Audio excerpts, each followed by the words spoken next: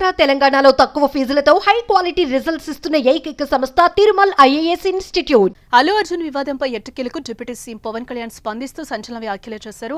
గోడతో పోయేదాన్ని గొడ్డల వరకు తెచ్చారని మాట్లాడారు. సంధ్యా థియేటర్ ఘటన జరిగిన తర్వాత బాధిత కుటుంబం ఇంటికి ఎవరో ఒకరు ఆ రెండో రోజే వెళ్లి చెప్పి మాట్లాడి మేం తోడున్నామని చెప్తే ఇంత జరిగేది కాదని వ్యాఖ్యానించారు. బాధిత కుటుంబాన్ని వెంటనే పరామర్శించాల్సిందని అభిప్రాయపడ్డారు. అల్లు అర్జున్ టీం అయినా స్పందించాల్సిందని చెప్పారు. ఈ ఘటనలో ఎక్కడో మానవతా దృక్పథం లోపించిందని పవన్ అభిప్రాయపడ్డారు.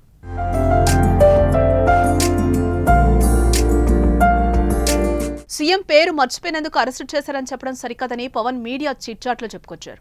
రేవంత్ విధానం ఏంటో ఈ అంశంలో స్పష్టమైందన్నారు. ఎవరి విషయంలో అయినా రేవంత్ రెడ్డి విధానం అదే అని తెలిపారు. చట్టం ఎవరి చుట్టం కాదంటూ పవన్ కామెంట్ చేశారు. అల్లు అర్జున్ అంశంలో మరింత ముందస్తు ఏర్పాట్లు జరిగి ఉండాల్సిందని అభిప్రాయపడ్డారు. ఎవరైనా అల్లు అర్జున్ స్టాఫ్ కానీ సినిమా హాలు వాళ్ళు కానీ ముందుగా చెప్పి ఉండాల్సిందని పవన్ పేర్కొన్నారు.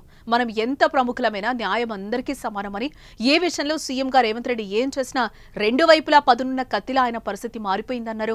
మరోవైపు సమాజంపై ప్రభావం చూపించేలా ఎందుకు సినిమా ఉండకూడదనిపిస్తోందని, సినిమాకు సంబంధించిన ఆడిట్ జరగాల్సి ఉందని పవన్ పేర్కొన్నారు. తెలంగాణ ప్రభుత్వం చాలా గౌరవప్రదంగా మర్యాదపూర్వకంగా సినిమాతో వ్యవహరించిందని చెప్పుకొచ్చారు. అలాగే ఈ సమస్యలో హీరోని ఒంటని చేసేశారని చెబుతూ బన్నీకి సపోర్ట్ కూడా ఇచ్చారు పవన్.